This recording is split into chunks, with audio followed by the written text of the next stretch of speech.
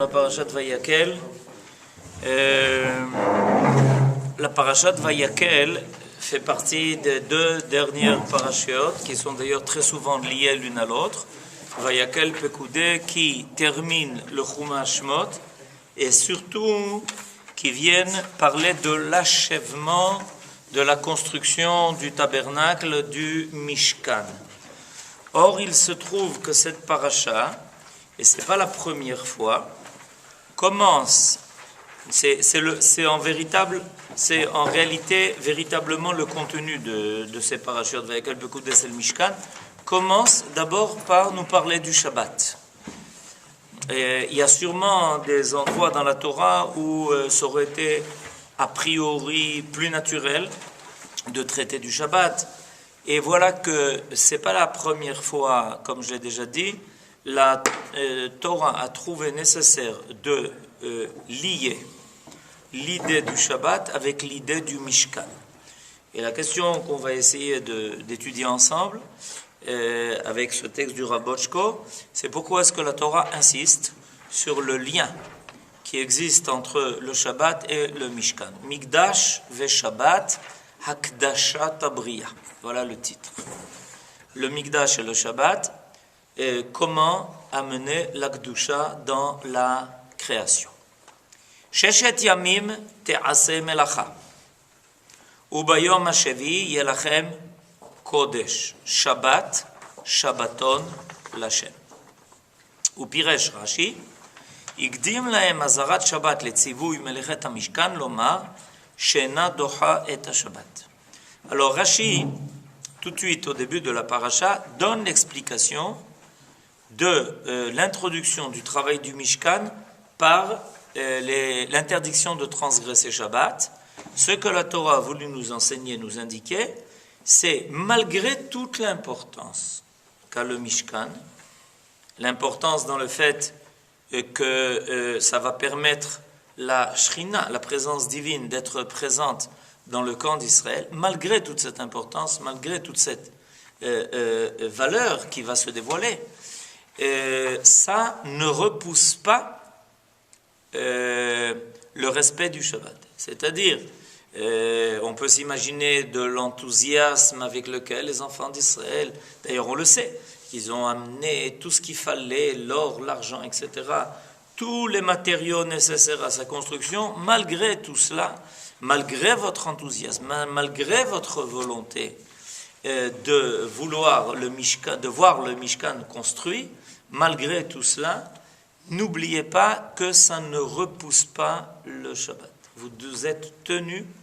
de respecter le Shabbat, même au prix de retarder la construction du Mishkan. Dit le Rav Bochko, ופעמים מספר חוזרת סמיכות הציווי הזה, סמיכות הזו, שבין מקדש לשבת, את שבתותיי תשמורו, ומקדשי תיראו אני השם. Plusieurs fois, on trouve donc ce jumelage entre le Mikdash et le Shabbat, et il cite d'autres endroits où ça apparaît, Ad shenitan lehavin, ad kama ishtokeku bnei Israël livnot et hamikdash. הם הבינו ודאי את הצורך לשבות בשבת מעבודת החול, אך נתקשו להבין מדוע לא יידחה איסור מלאכת שבת בבניין המקדש שכל כולו קודש. Pourquoi est-ce que la Torah a tellement besoin d'insister sur l'idée que la construction du Mikdash ne repousse pas le respect du Shabbat? Parce que les enfants d'Israël avaient une énigme à résoudre. Et cette énigme, c'est la chose suivante. On comprend que le Shabbat repousse le profane. C'est-à-dire que le Shabbat vient installer dans la réalité, dans notre réalité, l'idée de la Kedusha.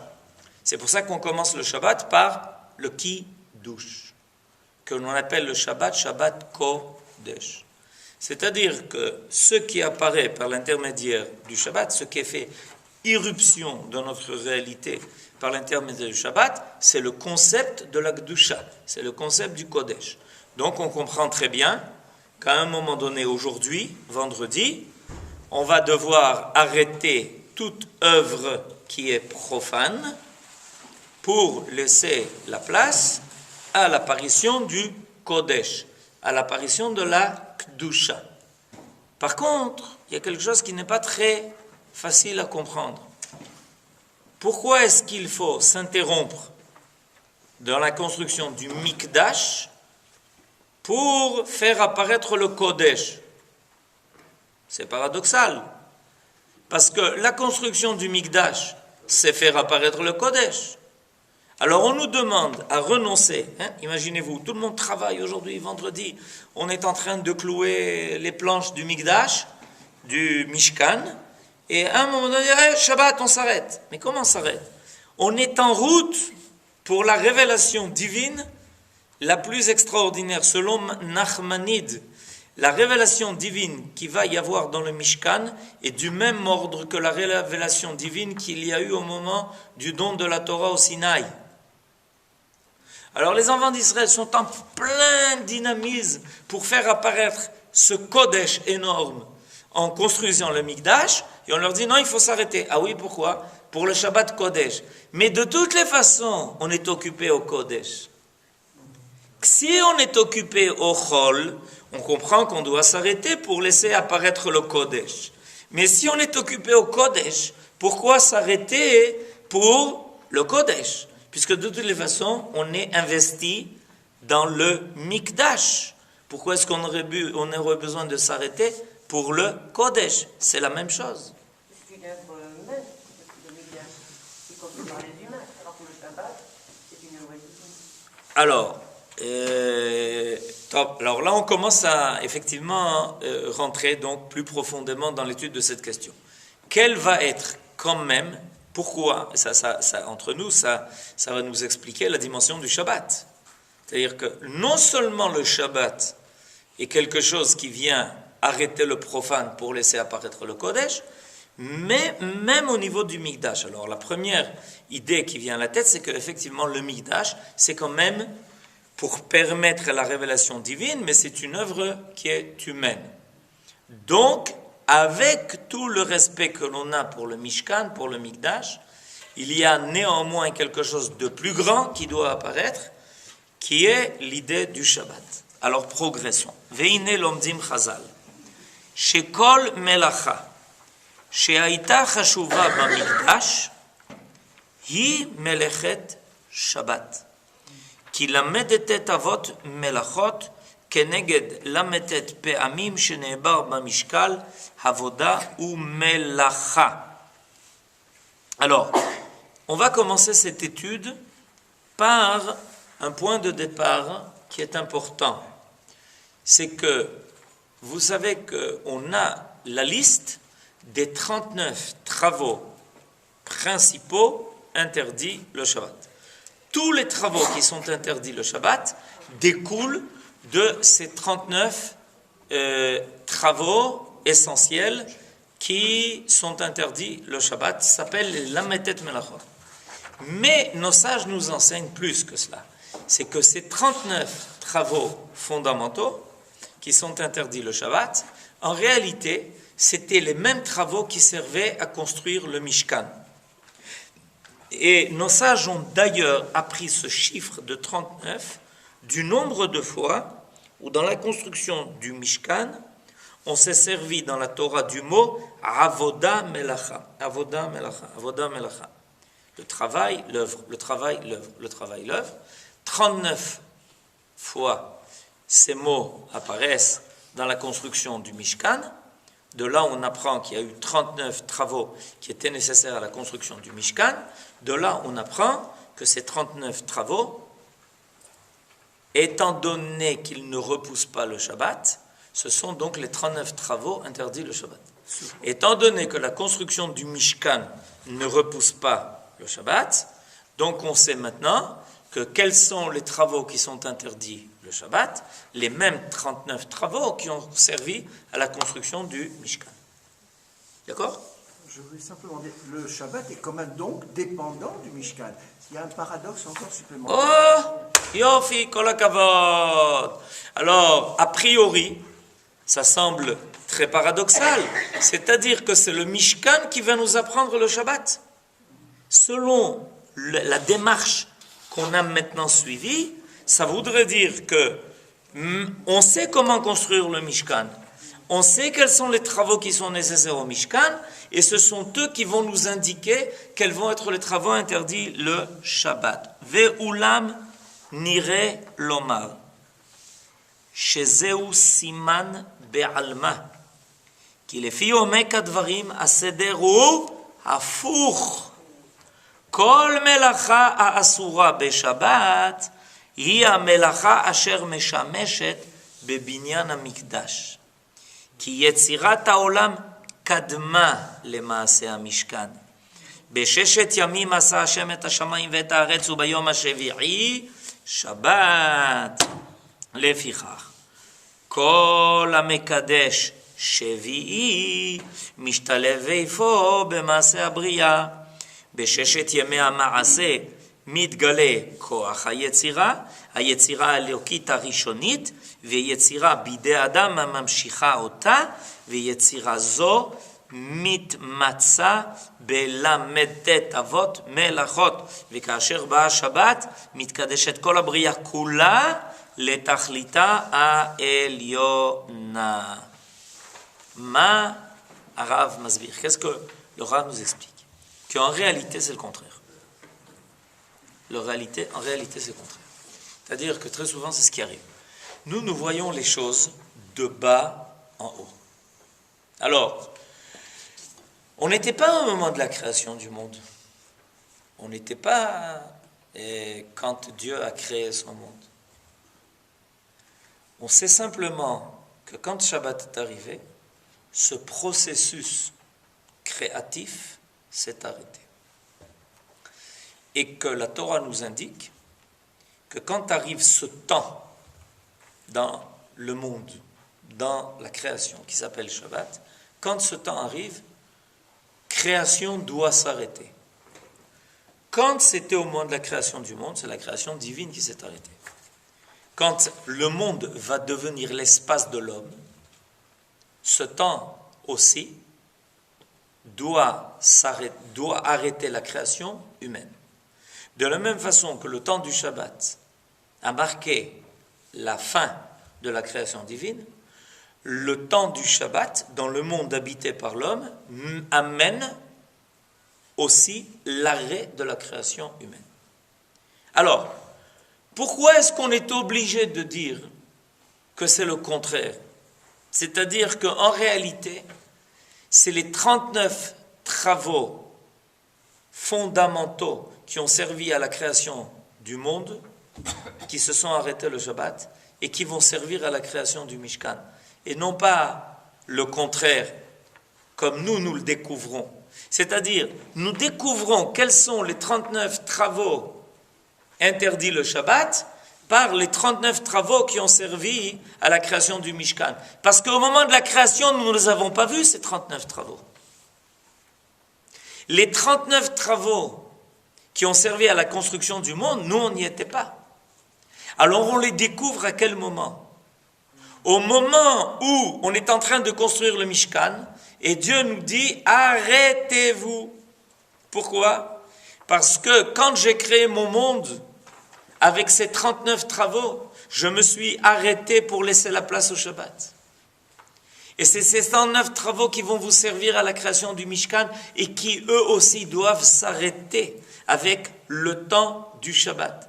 C'est-à-dire qu'en réalité, l'ordre chronologique était inverse.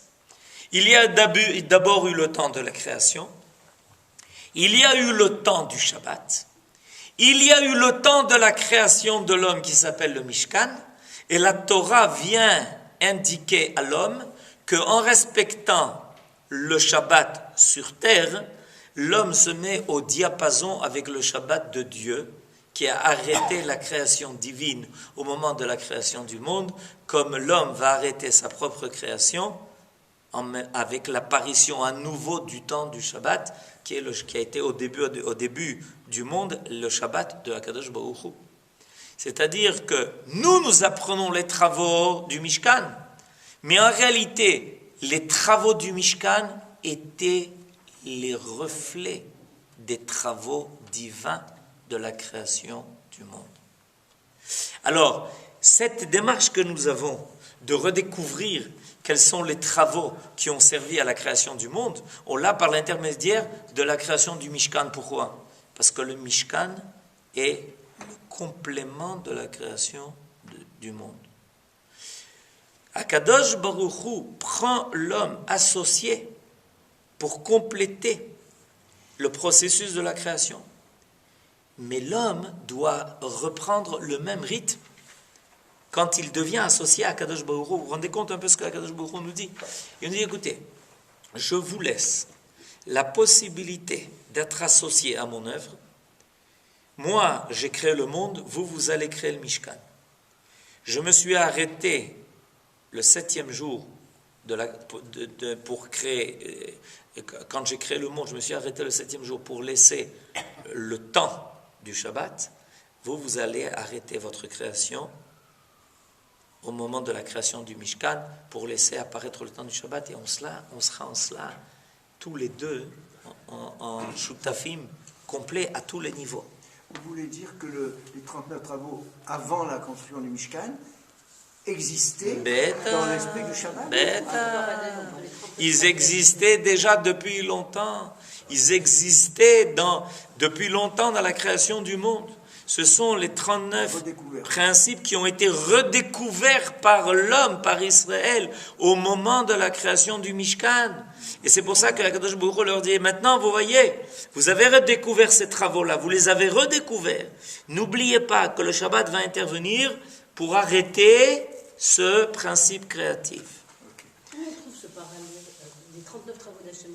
Ça correspond à quoi? Ça correspond à tous les principes créatifs qui sont apparus au moment où le monde a été créé. On voit bien que quand Akadosh Baruch Hu crée son monde, il y a des étapes.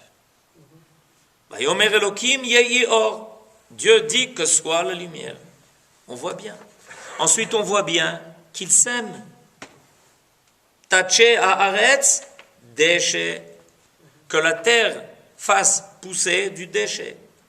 On voit bien que Dieu est occupé à planter des arbres dans son Gan Eden.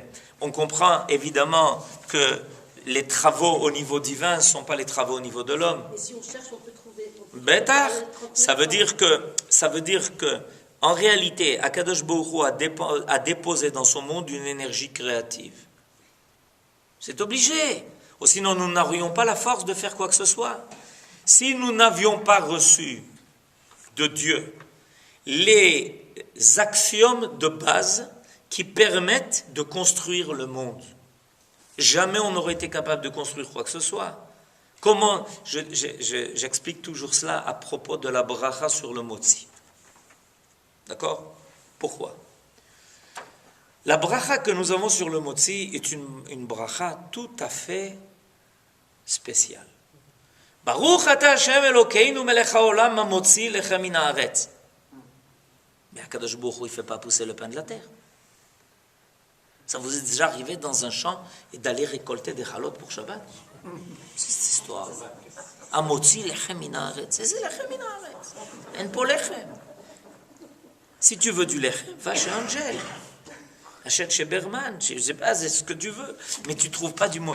C'est quoi cette bracha? Vous savez qu'il y a un principe clé dans les brachot. C'est que les brachot doivent être extrêmement précises. Si tu dis Boré Priya sur quelque chose qui est Boré Priya, ça ne marche pas. Atalo yatzata yedechova. Si tu dis Mezonot sur quelque chose qui est chez Akol, Atalo mekayem et mitzvah que je tzarir. Alors tout d'un coup, on nous dit, oui, mais la bracha sur le pain, c'est hamotzi lechem min haaretz. Et c'est hamotzi lechem min haaretz. Hamotzi chita min haaretz. À la rigueur, la bracha devrait être celui qui fait sortir le blé de la terre. Quoique là-dessus, il y aurait aussi une question. C'est l'homme qui a labouré, c'est l'homme qui a semé, c'est l'homme qui... Mais on peut dire, bon, ben c'est Nachon, il a pris des graines qui existaient, donc c'est quand même Akadosh Baruch Hu. Mais ça, dire à Motzi, lechem min haaretz, on sait très bien que dans la nature, il n'y a pas de pain qui pousse de la terre, ça c'est incompréhensible. Réponse? Shutafut. La réponse de David, c'est Shutafut. On est associés. C'est-à-dire, quand on dit Amotzi lechem min haaretz, on reconnaît que le pain que l'on mange est le résultat de notre association à Kadosh Baruch Hu. D'accord? C'est ça l'idée qui peut se présenter. Eh bien, moi, je dis la chose suivante. Imaginez-vous que pour la première fois, un homme passe dans un champ où pousse du blé. Imaginez-vous. La première fois, c'est jamais arrivé avant dans le monde. Et puis tout d'un coup, il s'arrête devant le blé et il dit, ça c'est extraordinaire. Je vois ces épis de blé et je vois déjà les gâteaux de Shabbat. Ça vous paraît normal? Oui. Pas du tout! Et c'est insensé! C'est insensé! Tu vois un épi de blé, tu penses à un gâteau de Shabbat. Oui. Vous savez combien de fois vous passez à côté d'Abraham? Ce n'est pas l'imagination, mais il faut l'avoir cette imagination. C'est parce que vous avez déjà vu des gâteaux de Shabbat que vous imaginez ça. Si vous ne mangiez pas des gâteaux dans votre vie, vous n'auriez jamais imaginé qu'un épi de blé peut donner un gâteau. Vous savez à côté de combien de plantes vous passez et vous n'avez aucune idée de ce qu'on peut faire avec. Des fois on marche dans les champs, on voit des choses qui poussent, des trucs, des ronces, des trucs. Et on se dit, mais à quoi ça sert ça? Ça m'embête ça, je voudrais passer, ça m'embête. On n'a aucune idée de ce qu'on peut faire de cela. Ok? Attends, Omer.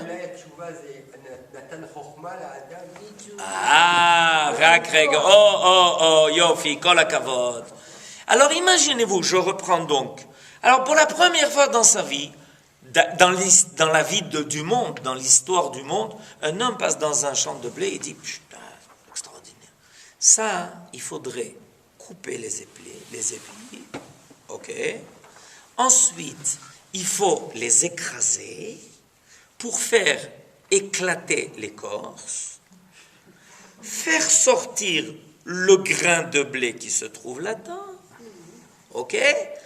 Ensuite, il faut séparer le grain des écorces. Il y en a plusieurs, d'ailleurs, il n'y en a pas qu'une. Faire sauver, il faut faire tout cela en l'air pour que le vent disperse les écorces qui sont plus légères que les grains eux-mêmes. Ensuite, j'ai une bonne idée, c'est de prendre ces grains-là et de les moudre, d'en faire de la farine, avec la farine mélangée avec de l'eau, y rajouter quelques ingrédients, mettre ça dans un four. Parce qu'il a en tête l'idée qu'il faut évidemment mettre ça dans un four. Un four n'a jamais encore été construit dans le monde. Jamais de four n'a jamais été encore jusqu'à présent construit. Et une fois, attendez, j'ai oublié, quand je mélange la farine avec l'eau, il faut que je laisse lever. Ah oui, c'est parce que tu t'es levé ce matin que tu as pensé qu'il faut laisser lever. C'est que d'où ça lui est venu cette idée? Qu'il fallait laisser prendre la pâte et il fallait la laisser lever. D'où ça lui est venu cette idée, Bichlal? Et ensuite, il a eu l'idée extraordinaire de construire un four, de le faire chauffer, de mettre dedans la pâte, qui a entre-temps gonflé, et de la laisser dorer. Et il vient, il met ça sur la table, et il dit à sa femme, Amotzi lechem min haaretz. Vous avez compris ou pas? Vous avez compris ou pas? Ça veut dire quoi? Tout ce que je viens de dire, ça veut dire quoi? Vous avez compris qu'il y a quelque chose de phénoménal qui s'est passé. D'accord? La première fois que ça s'est passé, il y a eu quelque chose de phénoménal qui s'est passé. Il y a eu quelque chose qui s'est déclenché de phénoménal. Et je ne suis pas rentré dans tous les détails. Si je devais rentrer dans le détail, il est marqué dans la Mishnah de Masechet Shabbat, pour arriver à du pain, il faut faire 11 travaux successifs. 11 étapes. D'où ça lui est venu à l'homme cette idée? Sagesse. Laquelle? Sagesse de l'homme. Mais la sagesse de l'homme. C'est-à-dire le matin, il se lève comme ça, il regarde son monde. Ben, monsieur, 2 épis de blé, on va faire du pain. Et ça lui est venu d'où? Ben, je vais vous dire d'où ça lui est venu. C'est qu'en réalité, quand Akadosh Baruch Hu a créé l'homme, le programme. Chazak, kol hakavod. Et ce programme, d'où il venait? De ce que Dieu lui-même avait déjà réalisé. C'est en cela, qu'est-ce qu'elle a dit? Elle a dit que Dieu avait mis en lui le programme. Le programme est déjà été inscrit. Ça veut dire que quand Akadosh Baruch Hu a créé l'homme à son image, c'est ça que ça veut dire. Ça veut dire qu'en l'homme se trouve en potentiel la capacité de créer à l'image de Dieu. Vous comprenez ce que ça veut dire?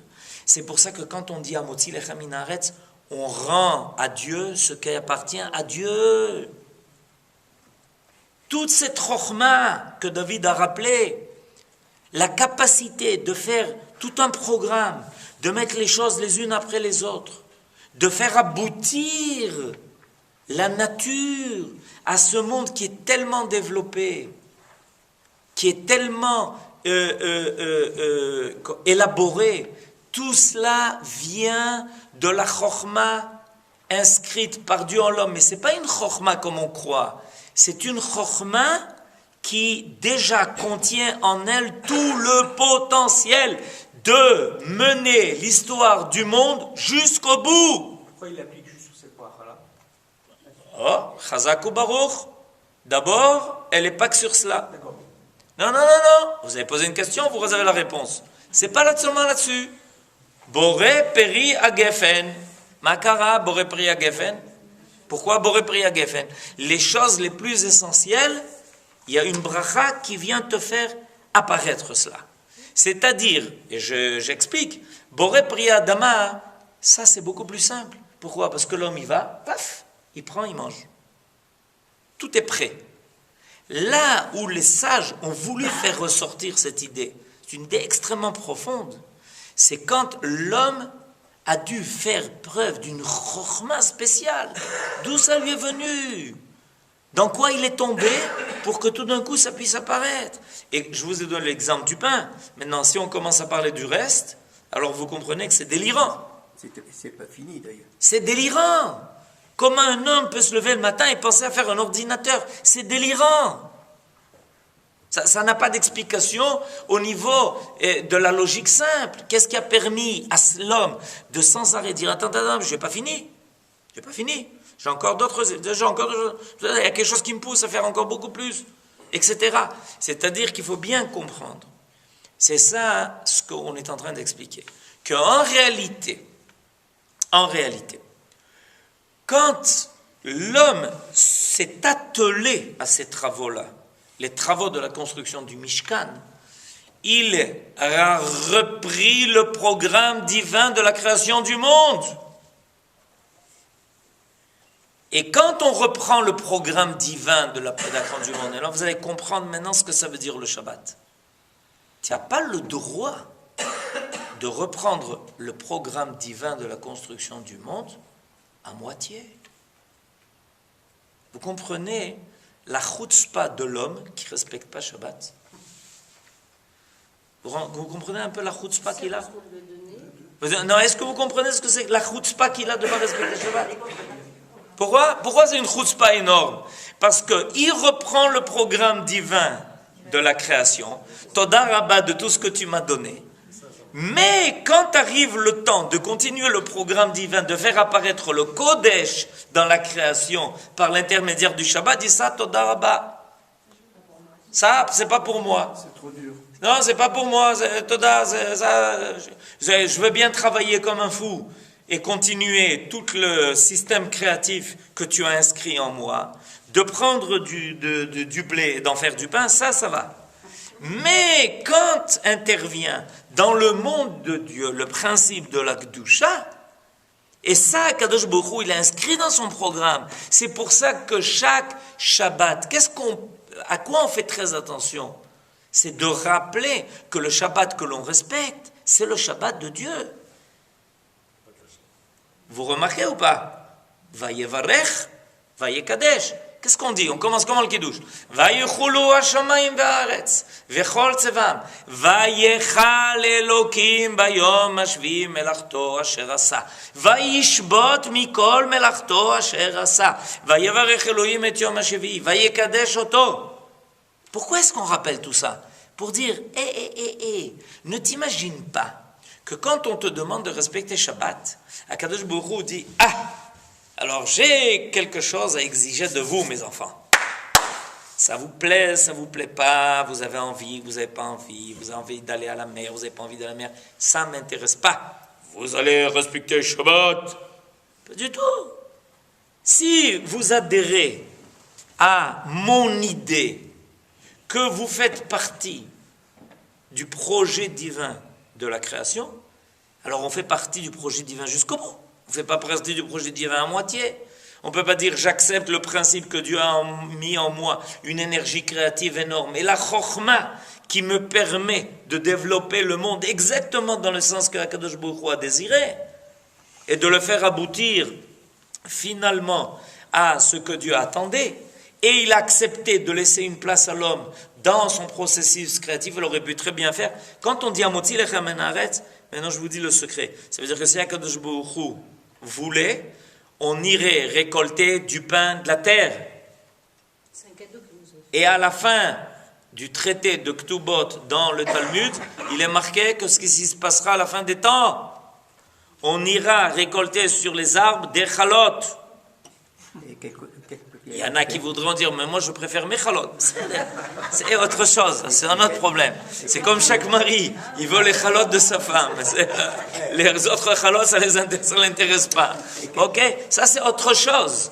Mais je veux dire qu'il faut bien marquer, c'est marqué à la fin du traité de Ktubot, qu'en réalité, Akadosh Baruch Hu, c'est retenu, c'est contenu de ne pas faire apparaître le lechem. En réalité, quand on dit Amotzi lechem min haaretz, c'est en réalité l'idée divine. C'est que de la terre pousse du pain. Et quand on dit Amotzi lechem min haaretz, ça veut dire Akadosh Baruch Hu, on reconnaît qu'on s'est mis à ta place parce que tu nous as fait la place pour que nous fassions nous-mêmes sortir le pain de la terre.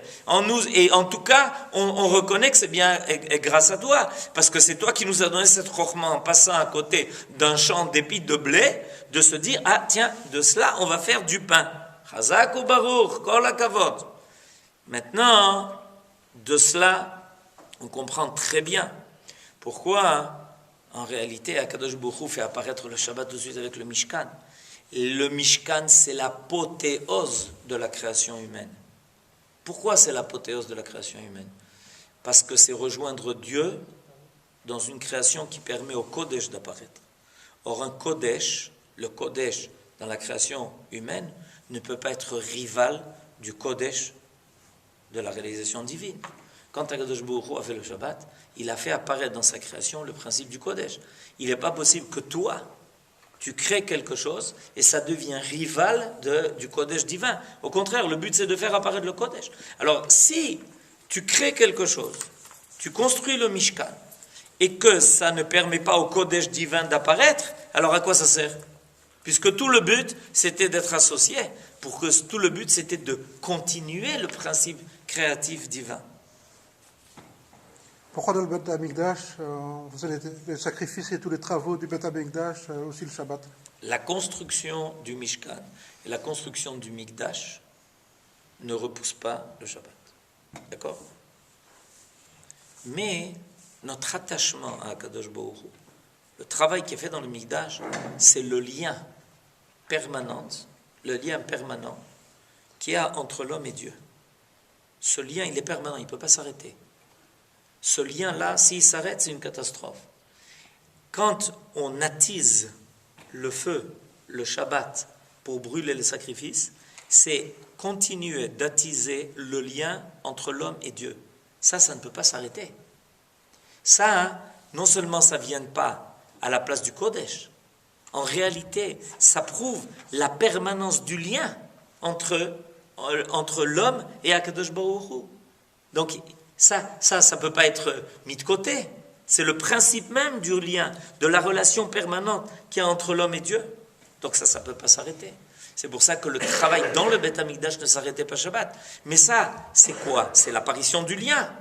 Si on s'arrêtait une fois toutes les 2 semaines, une fois par semaine, il n'y a pas de lien entre nous et Kadosh Baruch Hu. Ça s'arrête. Pas possible. Évidemment, il y a ce lien. Il y avait la colonne de fumée, le feu qui descendait du ciel et qui était permanent. C'était la permanence du lien. C'est pour ça d'ailleurs que quand les ennemis d'Israël ont voulu qu'Israël tombe, ils ont trouvé une solution très simple. Ils ont empêché que le travail dans le Beth Amikdash se continue. C'est-à-dire, si on met un écran dans ce lien entre l'homme et Dieu, automatiquement, Israël devient très faible. C'est comme nous, c'est comme comment dirais-je, ce tsinor, ce tuyau d'oxygène qui nous relie à Kadosh Baruch Hu, et ça ne peut pas s'arrêter. Shabbat Shalom.